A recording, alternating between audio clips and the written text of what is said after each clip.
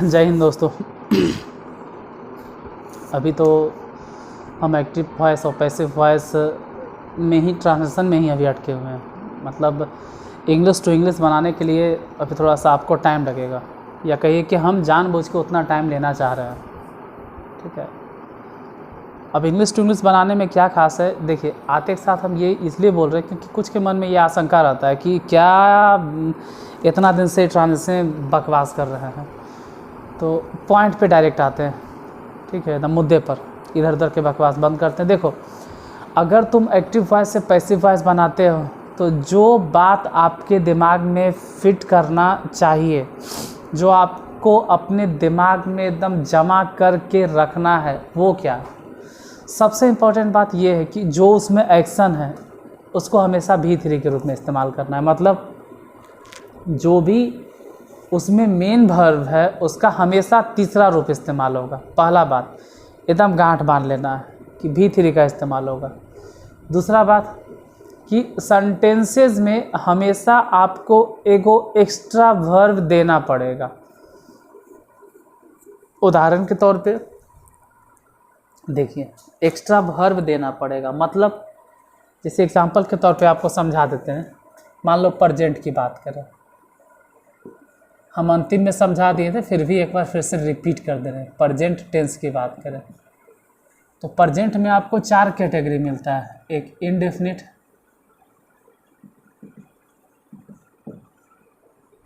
दूसरा कंटिन्यूअस, तीसरा परफेक्ट, और चौथा मिलता है परफेक्ट कंटिन्यूअस। और हम आपको ये बतलाए थे कि परफेक्ट कंटिन्यूअस टेंस का पैसिव वॉइस नॉर्मली जनरली सामान्य तौर पे नहीं होता, लेकिन अगर कोई ज़बरदस्ती कहे तो उसके लिए भी हम बता दिए थे।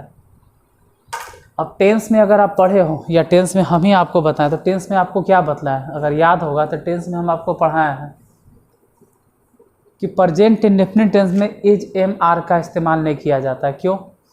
देखो, हिंदी में अगर बात करें तो जिस हिंदी वाक्य के अंत में क्रिया का ता है, ती है, ते है इत्यादि लगा रहा है, उसको हम लोग कहते हैं कि प्रेजेंट इंडेफिनिट टेंस वाला है। तो हिंदी में समझ लो कि ताते ती है,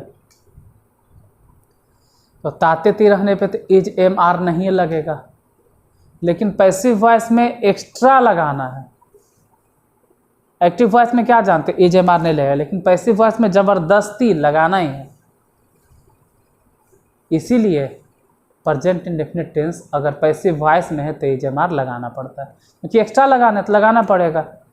एक्टिव वॉइस में क्या करते हैं, सिर्फ सुनना नहीं है, थोड़ा सा दिमाग भी खोल के और समझना है कि एक्टिव वॉइस की अगर बात करें, आज ज़रा कंपैरिजन कर लेते हैं फिर आगे बढ़ेंगे। और एक पैसिव वॉइस की बात करें, मान लो पहले ओके प्रेजेंट इंडेफिनिट की बात करते हैं। इंडेफिनिट की अगर बात करें, एक्टिव में खाली रहता है, लेकिन पैसिव वॉइस में इस्तेमाल करना पड़ता है। किसका? इज एम आर का, यही तो यूज करते हैं। और एक चीज़ और याद रखना कि वर्ब हमेशा तीसरा फॉर्म में इस्तेमाल होता है। इंडेफिनिट हो गया। कंटिन्यूअस की बात कीजिए, कंटिन्यूअस तो अगर आप टेंस पढ़ते आ रहे हो तो एक्टिव वॉइस में इज एम आर तो ऐसा हूँ लगता है सर, इज एम आर तो ऐसा हूँ लगता है, वो तो लगवे करता है। तो पैसिव वॉइस में क्या एक्स्ट्रा है? तो देखो, पैसिव वॉइस अगर इज एम आर लगता है एक्टिव वॉइस में तो पैसिव वॉइस में ही होगा ही, नहीं कि नहीं होगा, ये होगा। लेकिन उसके साथ जो एक्स्ट्रा लगेगा वो होगा बीइंग, और तब लगेगा V3। इंडेफिनिट में क्या था, कुछ नहीं तो कुछ नहीं तो कुछ नहीं, और उसके बाद इज एम आर लगा दीजिए। परफेक्ट की अगर बात करें तो परफेक्ट में आप लोग क्या जानते हैं, एक्टिव वॉइस में मतलब टेंस में, चुका चुकी में। देखो, हम जो बात कर रहे हैं, इंडेफिनिट का मतलब होता है ता, ते, ती। कंटिन्यूअस का मतलब हो गया रहा, रही। और परफेक्ट का मतलब हो गया चुका चुकी। तो चुका चुकी में नॉर्मली आप लोग क्या जानते हैं, या हम ही आपको क्या बताएं कि चुका चुकी में हैव या हैज होता है। तो ये तो ऐसे भी होगा, हैव हैज होगा, लेकिन उसके बाद भी एक्स्ट्रा होगा, कौन सी? बीन। हैव हैज तो होबे करेगा, साथ ही साथ बीन भी।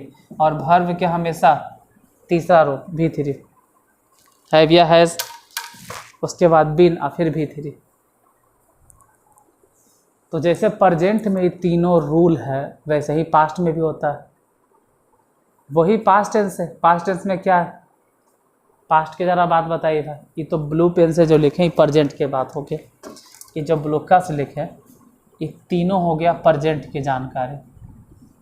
प्रेजेंट हम बार बार इसलिए समझा रहे हैं, एक ही चीज़ बार बार इसलिए रिपीट कर रहे हैं क्योंकि जब हम ऑफलाइन पढ़ने वाले बच्चे से पूछते हैं, अच्छा खासा 1.5 साल 2 साल से इंग्लिश पढ़ रहा है, फिर भी अगर पूछ दो, छोटा से छोटा सेंटेंस पूछ दो तो नहीं बताएगा। वो बच्चा बताता है ना, फिर कहता है कि आप ट्रांसलेशन खाली पूछते हैं। देखो ट्रांसलेशन नहीं पूछते हैं बाबू, आप अगर इंग्लिश पढ़ रहे हो तो हिंदी में और इंग्लिश में दोनों में आपके हिसाब से अंतर नहीं होना चाहिए। क्यों? आप इंग्लिश में सुने तो आपके माइंड में तुरंत हिंदी हो जाना चाहिए, और हिंदी सुने तो तुरंत इंग्लिश में भी करने का पावर आना चाहिए आपके अंदर, क्योंकि हम लोग हिंदुस्तानी हैं, इंग्लैंड के नहीं हैं कि सिर्फ इंग्लिश में बोलेंगे, इंग्लिश में समझेंगे। इंग्लिश में अगर कोई बोलता है तो पहले हिंदी हम लोग समझते हैं, आप लोग भी। एक्सक्यूज़ मी भी अगर कोई बोलेगा तो तुरंत इसका मतलब समझो, अच्छा एक्सक्यूज मी मैंने होटल कह रहा है। तो वैसे दिस इज़ ए कैट, या एक बिल्ली है, तुरंत समझ जाओगे। व्हाट इज़ योर नेम, तुरंत। अच्छा व्हाट इज़ योर नेम मैंने पूछ रहा है तुम्हारा नाम क्या है।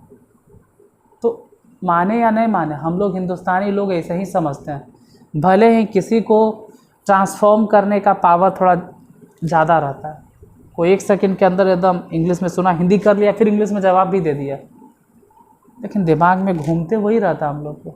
मतलब समझते हर चीज़ इंग्लिश में और बोलते हिंदी में, या हिंदी में समझते इंग्लिश में बोलते, दोनों एक दूसरे का कॉम्प्लीमेंट है हम हिंदुस्तानियों के लिए। और जब हम पूछते हैं तो तुम लोग बोलोगे कि ट्रांसलेशन पूछते हैं, इसलिए हम यहाँ जोड़ दे रहे हैं। यही चीज़ फिर इंग्लिश में अप्लाई होता है जो आपको एग्ज़ाम में लिखना है, इंटर लेवल तक, 12th लेवल तक।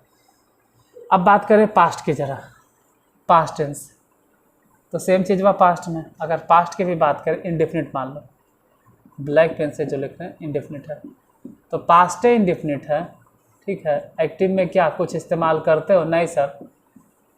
लेकिन पैसिव में हाँ इस्तेमाल करते हैं। कि क्या इस्तेमाल करते हैं? वाज और वेयर, वाज वेयर।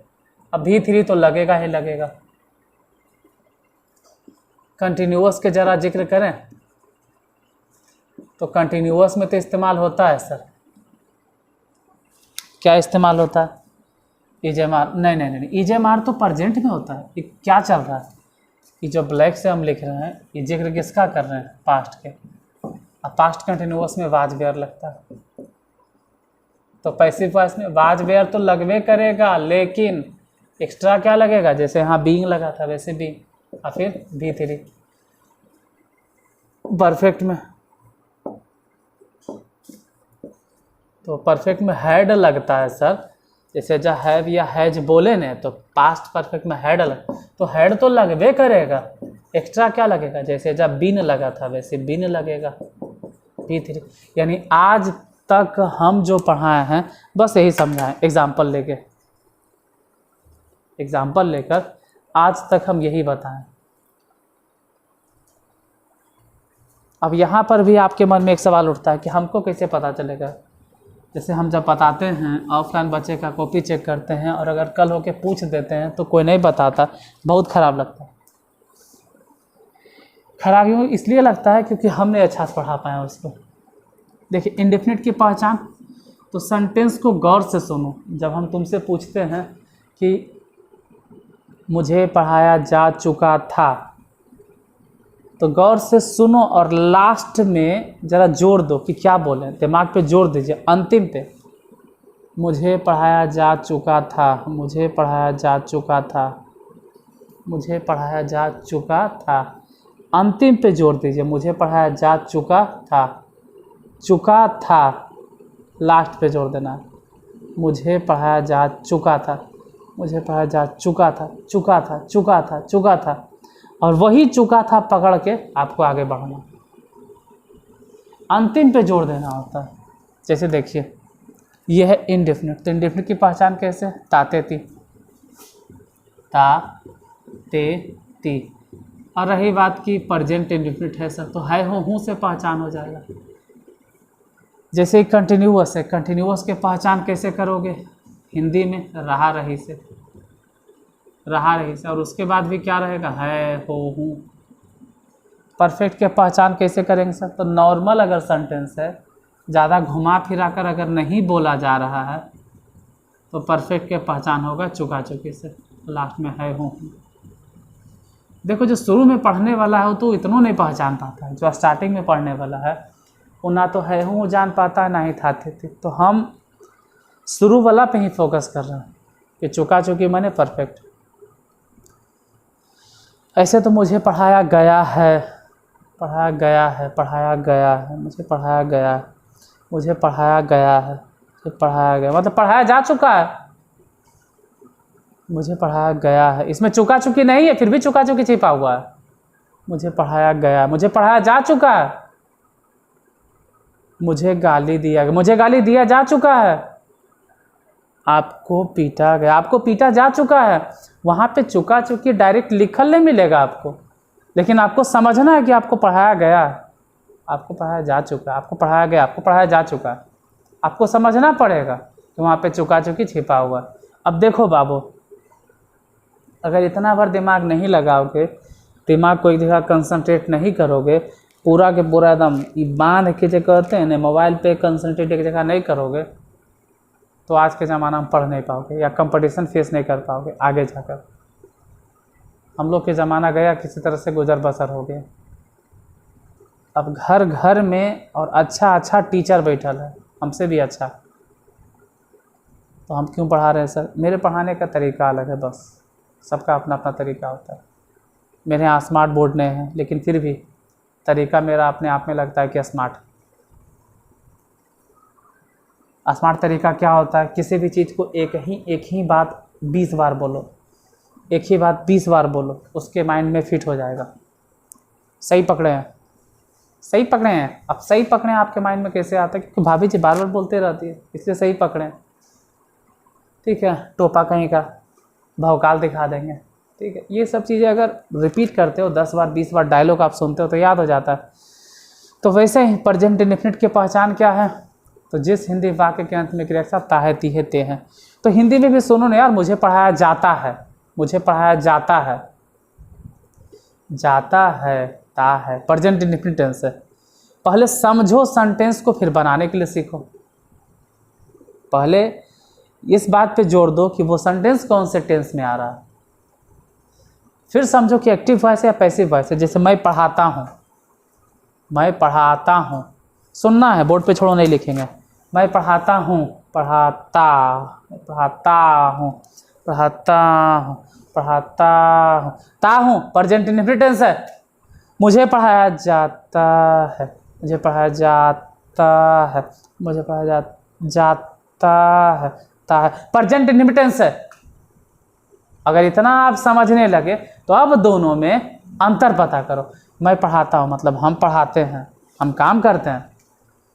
मुझे पढ़ाया जाता है मतलब हमने पढ़ाते हैं, हमरे पढ़ावल जाता है। तो अगर हम पढ़ाते तो एक्टिव वॉइस क्या है? अच्छा कुछ है। और जब हमको पढ़ाया जाता है तो पैसिव वॉइस, समझे? जब हम काम करेंगे तो एक्टिव वॉइस, और हमरे ऊपर काम होगा तो पैसिव वॉइस। तो सबसे पहला काम होता है कि आप सेंटेंस को पहचानिए कि वो कौन टेंस से बिलोंग करता है, या टेंस में है भी या नहीं है, या मॉडल्स में है। कहीं ऐसा तो नहीं कि इम्परेटिव है, कहीं ऑप्टेटिव है। पहले ये पहचानना होता है,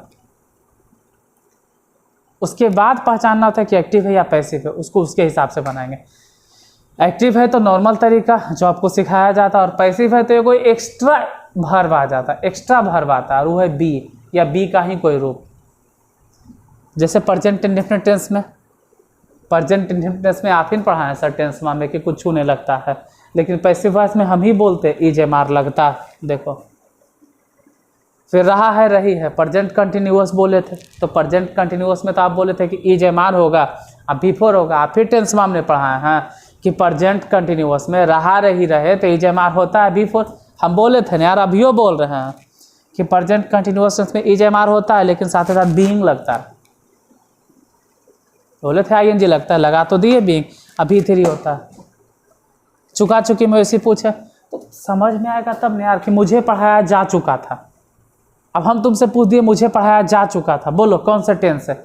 मुझे पढ़ाया जा चुका था। अब थोड़ा समझ में नहीं आ रहा है, मुझे पढ़ाया जा चुका था कौन से टेंस है? बोलो मुझे पढ़ाया जा चुका था। चुका था, चुका था, चुका चुकी मैंने परफेक्ट बोले थे, था मैंने पास्ट बोले थे। पढ़ाया जा चुका था, पढ़ाया जा चुका था, चुका मैंने परफेक्ट, था मैंने पास्ट परफेक्ट। समझ में आ गया?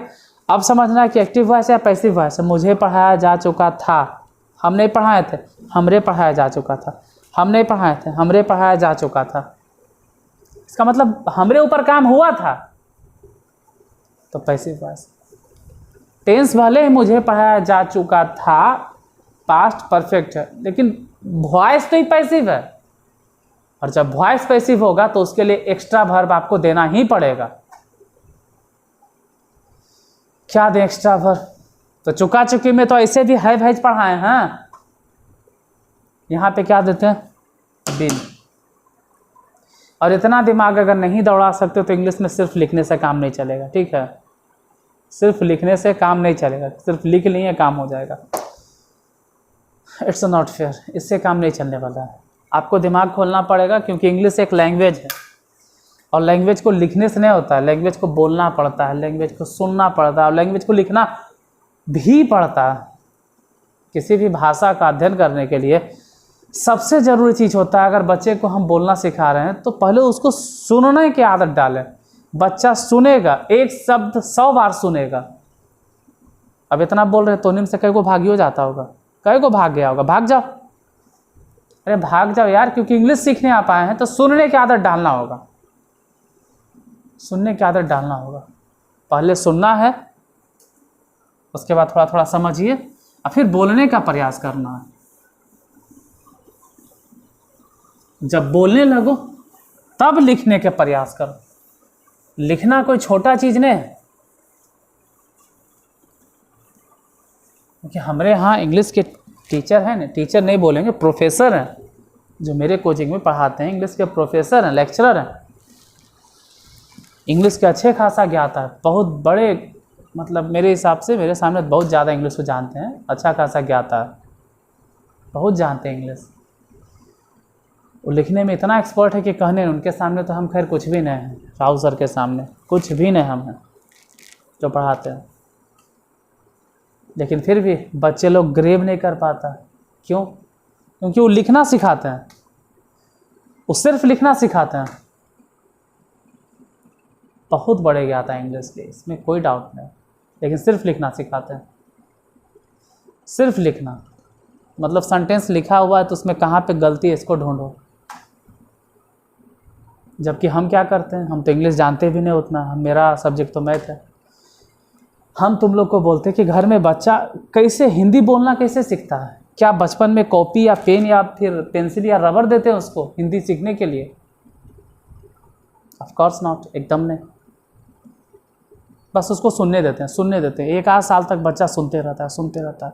फिर थोड़ा सा मम्मा अम्मा अम्मा मम मम डुड्डा डुड्डू डुड्डू बड्डा पटा पटा कुटा कुटा पानी नानी मानी, ऐसे ऐसे करके बोलना सीखता है। एक एक वर्ड बोलता है, फिर वर्ड से धीरे धीरे सेंटेंस पे आता है और धीरे धीरे बोलते बोलते बोलते अच्छा से बोलने लगता है। जब बोलने लगता है तब उसको लिखने के लिए सिखाते हैं, पढ़ने के लिए सिखाते हैं। अब आप लोग लैंग्वेज को क्या करते हो, स्टार्टिंग में आते हो लिखना शुरू, लिखना शुरू। हम बेहतर लिखेंगे। देखो हम जान रहे कितना बोलने पे कहीं को भाग जाएगा इस चैनल पर से, भाग जाओ यार, लेकिन वास्तविकता बताना ज़रूरी है। तभी तो आप साल भर तक इस चैनल पे टिकोगे तो इंग्लिश सीखोगे। जब तक टिकोगे नहीं तब तक सीखोगे नहीं। इसलिए आज बोलना ज़रूरी था, इसलिए हम फुर्सत में टाइम निकाल के सुबह में इस वीडियो को रिकॉर्ड कर रहे हैं। कि सबसे पहला फोकस आपको करना है कि माइंड एक जगह कंसंट्रेट करना। सुनना बहुत है, बहुत ज़्यादा सुनना है। कुछ भी कोई बक रहा है, आलतू फालतू बक रहा है, मत सुनो। जैसे हम ही बक रहे थे, इसको मत सुनो यार। लेकिन उसके अलावा जो भी लिखेंगे उसको सुनना ज़रूरी है। सुनना ज़रूरी है मतलब जैसे अगर आप इतना कान लगा के 2-3 बार सुन लेते हो कि है हो हूँ को प्रेजेंट मानो, था थे थी को पास्ट, गागेगी को फ्यूचर मानो, टेंस हो गया लास्ट। तो पूरी दुनिया में जितना सेंटेंस है ना टेंस से रिलेटेड, आपको कहीं भी दिक्कत नहीं होगा। कहीं भी दिक्कत नहीं होगा, पूरा दुनिया में कोई भी सेंटेंस आ जाए नहीं दिक्कत होगा। यही 3 को टेंस में रहता है, तो प्रेजेंट टेंस, पास्ट टेंस और फ्यूचर टेंस। इसके अलावा कहाँ है, हैं? इसके अलावा कोई बाल के खाल निकाल दे तो हम ओकर खाल नहीं निकाल देंगे। तीनों को तो पहचाने हैं यार, लास्ट में है हो हूँ, थाथे थी, गागेगी। अगर ये तीनों नहीं रहे तब सर, अगर ये तीनों नहीं रहे और वो स्टेटमेंट है, स्टेटमेंट कैसे होता है सर? स्टेटमेंट का मतलब हो गया कि उसमें सब्जेक्ट रहेगा और वर्ब भी रहेगा, तो स्टेटमेंट है।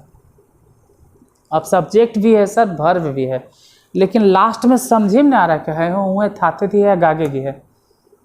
तब वैसे कंडीशन में 99% में पास्ट इंडेफिनिट मान लिया जाता है। जैसे मैं गया, सब्जेक्ट में है, वर्ब भी है गया, लेकिन लास्ट में तो है हूँ नहीं है सर, थाथे थी भी नहीं है सर, गागेगी भी नहीं है। क्या माने? पास्ट इंडेफिनिट मानो, पास्ट इंडेफिनिट मानो। तो ये सब्जेक्ट टेंस में हो चुका है। फिलहाल यहाँ आते हैं, क्योंकि हम किसी बच्चे से जब ऑफलाइन पूछते हैं तो वो मुंह ताकने लगता है कि हम क्या पूछते हैं। चलिए, इतना दिन का एक तरह से वो रिवीजन था जो भी हम बोले। अब ज़रा हम शुरू करते हैं। लास्ट क्या था? पास्ट कंटिन्यूअस या पास्ट परफेक्ट था? पास्ट परफेक्ट था। अच्छा, आज जो है फ्यूचर इंडेफिनिट पैसिव वॉइस।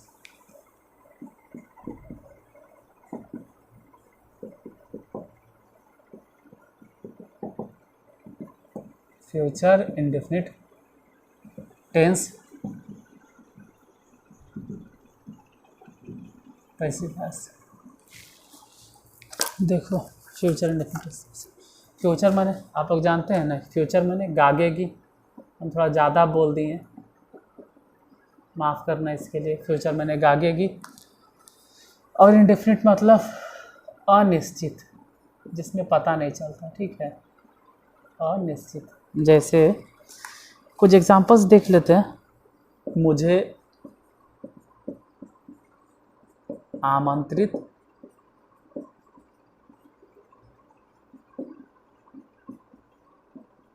किया जाएगा, लड़का पढ़ाया जाएगा, कुछ आम खरीदे जाएंगे,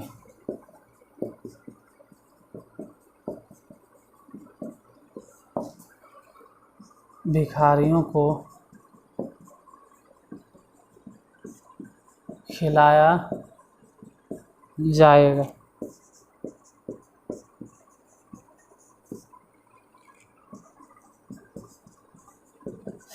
इस कार को बेचा जाएगा, पत्र लिखे जाएंगे।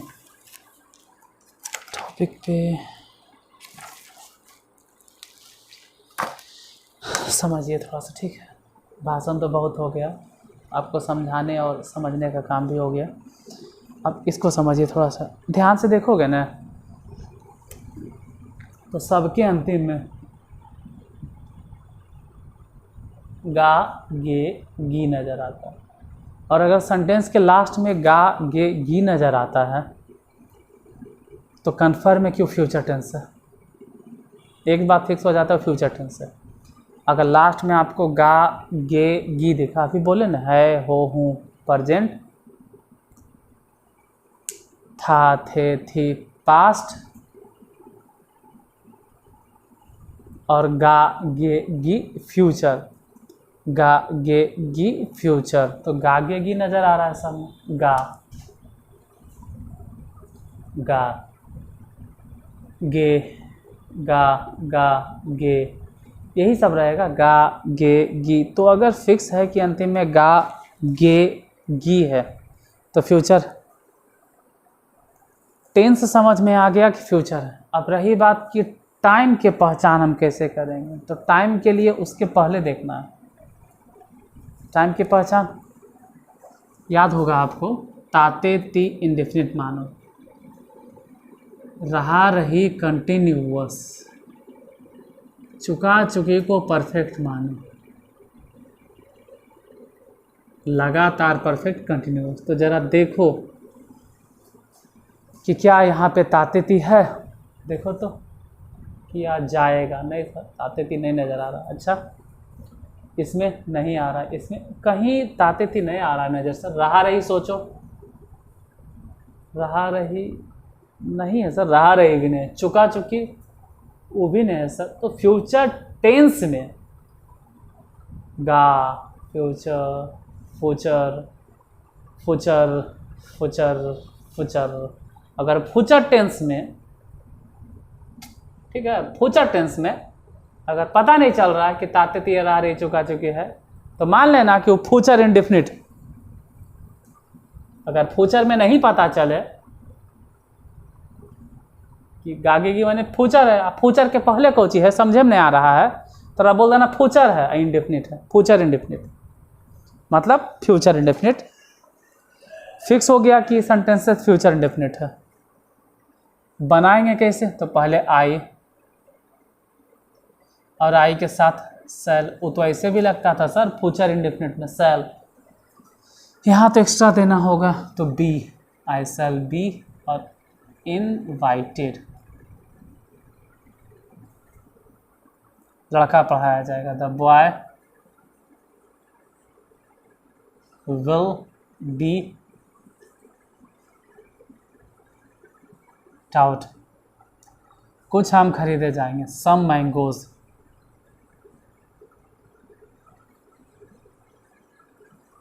विल बी, सब मालूम है ना सेल किसके साथ लगता है, आई और बी के साथ, लिख देते हैं आई और बी के साथ, यही दोनों के साथ में सेल लगेगा, बाकी सभ्य के साथ विल।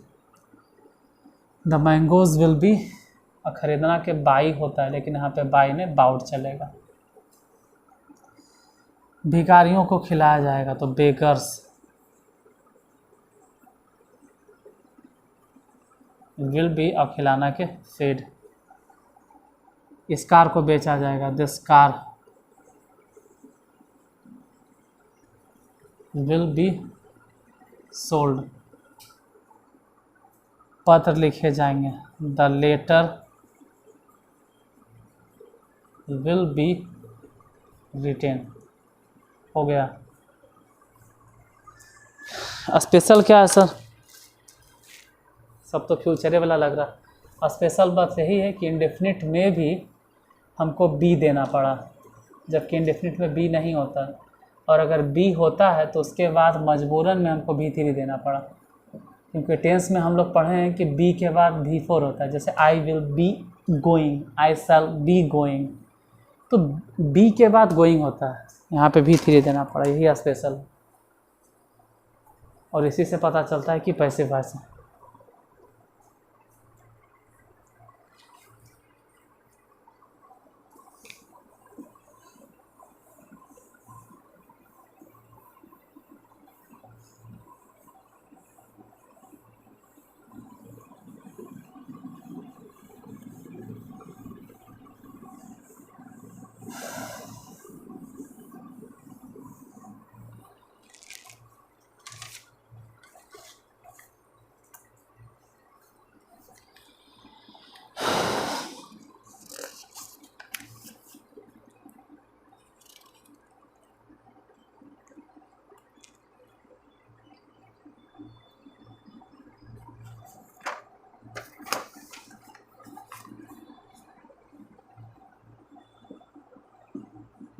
एक मिनट, धुआं धुआं आ रहा है, पंखा बंद करते हैं।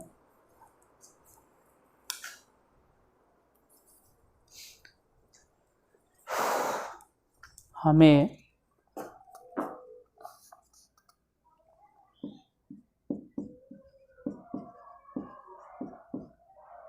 मिठाइयाँ नहीं दी जाएगी,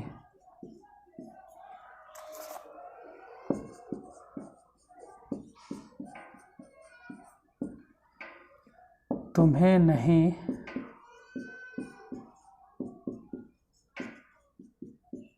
पढ़ाया जाएगा।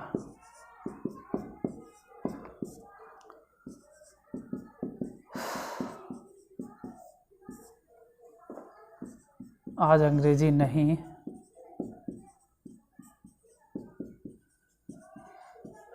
पढ़ाई जाएगी।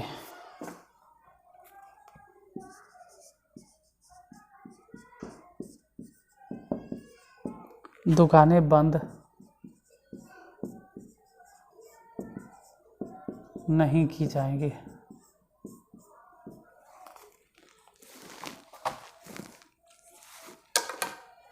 देखो हमें तो वी शैल तुरंत लगा दो नॉट, क्योंकि हम बताएं कि नॉट यही चाहता है, subject active we shall not be given sweets. तुम्हें नहीं पढ़ाया जाएगा। You will not be taught. आज अंग्रेजी तो आज के लिए छोड़ दो, आज तुम चाहो तो शुरू में दे दो या सबसे लास्ट में दे देना टुडे। सब्जेक्ट यहाँ पे अंग्रेजी है तो इंग्लिश, द इंग्लिश मत लिखना कि द इंग्लिश के मतलब अंग्रेज लोग हो जाएगा। इंग्लिश विल नॉट बी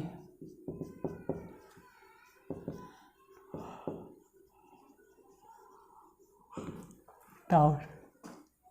दुकानें शॉप्स SHOPS, SOAP मत देना, वो साबुन होता है। Shops will not be closed. ये सभी नेगेटिव सेंटेंसेस है। इसमें क्या खास है सर? तो इसमें खास, एक मिनट, अगर कोई खास कहे कि इसमें खास क्या है तो खास बस इतना ही है कि जो हम नॉट लगाते हैं ना इसमें, सब्जेक्ट एक्जुलेटिव वर्ब के पास, एक्जुलेटिव वर्ब के बाद बस। बी तो बी हमेशा वर्ब के पहले रहता है। जो भी V3 का आप इस्तेमाल कर रहे हो उसी के पहले।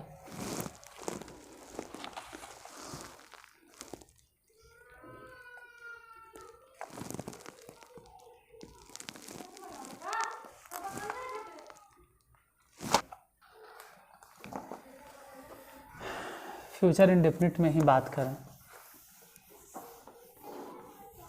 तो इंट्रोगेटिव सेंटेंसेस की बात करते हैं। इसके बाद ख़त्म हो जाएगा जो आप लंबे समय से जुड़े हुए हैं ट्रांसलेशन के तौर पे, वो ख़त्म होगा आपका ट्रांसलेशन वाला हिस्सा। अच्छा दिन तक आप लोगों ने मेरा साथ दिया, इतने दिन तक बने रहे। अब ग्रामर की बारी आ गई है, ठीक है, मतलब इंग्लिश टू इंग्लिश, यानी इंग्लिश में आपको सेंटेंस प्रोजेक्टर से पढ़ाया जाएगा उस वक्त, यहाँ पे नहीं। अब यहाँ पॉसिबल नहीं, प्रोजेक्टर से हम प्रोजेक्ट कर देंगे और सेंटेंसेस को ट्रांसफॉर्म करना रहेगा, तो वो सब प्रोजेक्टर पे होगा, यहाँ नहीं होगा। इतने दिन तक आप मेरे साथ जुड़े रहे, इसके लिए बहुत बहुत धन्यवाद यार, दिल से आपका धन्यवाद है कि आप जुड़े हुए रहें। ऊंच नीच कभी कभी बोलना भी चालू कर देते हैं, फिर भी आप लोग सुनते रहते हो हमको। देखिए क्या हमें, देखिए अब ट्रांसलेशन वाला सेक्शन हो गया ख़त्म, अब जो भी है ग्रामर का सेक्शन चलेगा। क्या हमें नहीं पढ़ाया जाएगा? ट्रांसलेशन इतने ही चाहिए आपको, भाषा का ज्ञान देने के लिए, किताब पढ़ाने के लिए इतना ही काफ़ी है मेरे लिए। क्या यहाँ एक पुल बनाया जाएगा? पुल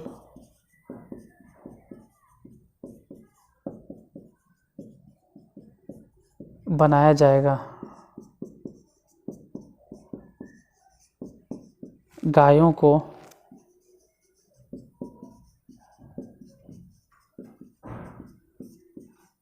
क्या खिलाया जाएगा? मुझे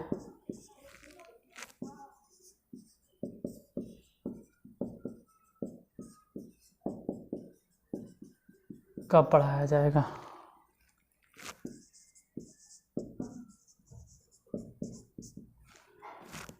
यह क्यों नहीं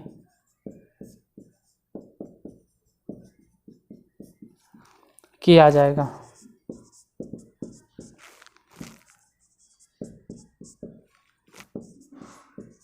उसे क्यों पीटा जाएगा? पार्सल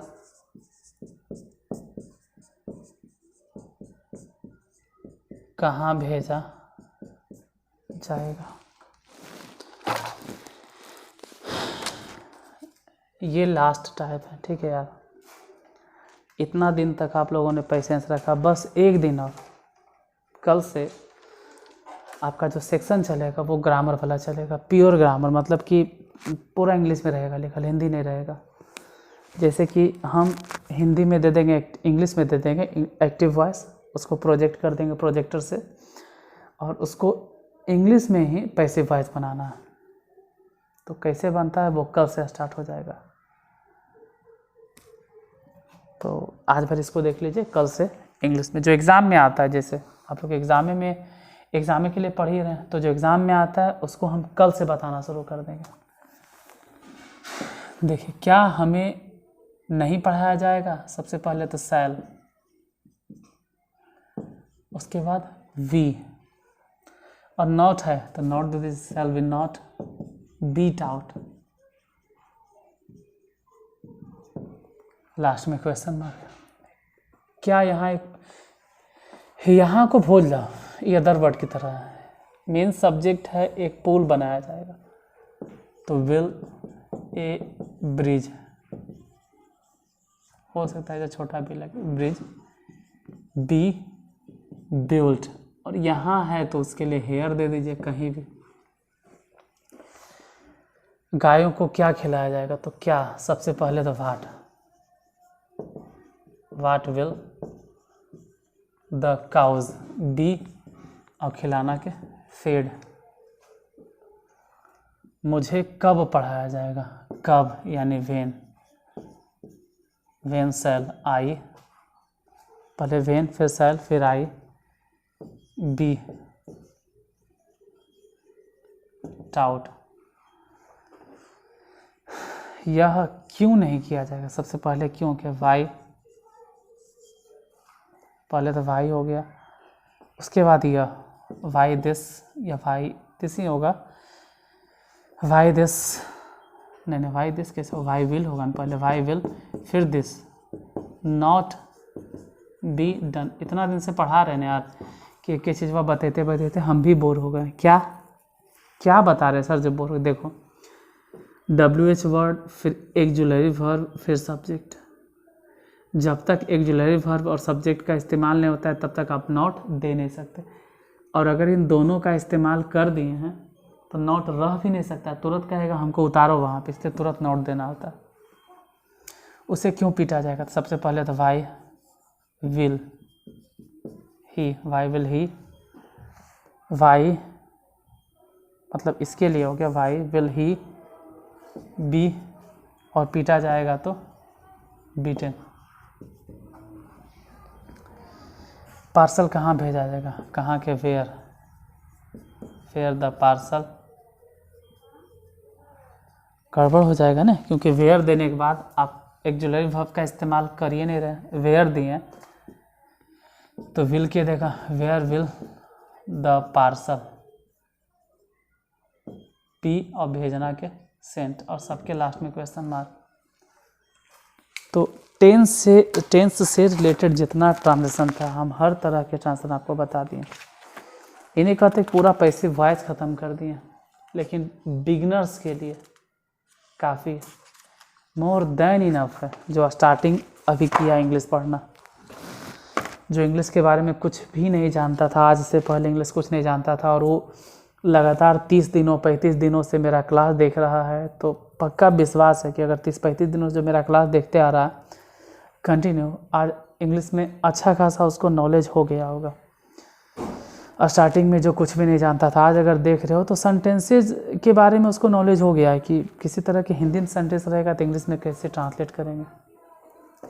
और इंग्लिश टू हिंदी कैसे करेंगे, हिंदी टू इंग्लिश कैसे करेंगे, अभी और भी चीज़ें हैं जैसे मॉडल्स है, उसके बारे में ही बताना है। लेकिन फ़िलहाल अभी नहीं, आज यहीं तक चलते हैं, फिर मिलेंगे कल इसी टाइम पर इसी चैनल पे। नए विद्यार्थी लोग इसको सब्सक्राइब करना ना भूलें और पुराने लोग लाइक करके जाइएगा, ठीक है। तो मिलते हैं कल, आज के लिए धन्यवाद, गुड बाय, फिर मिलेंगे कल।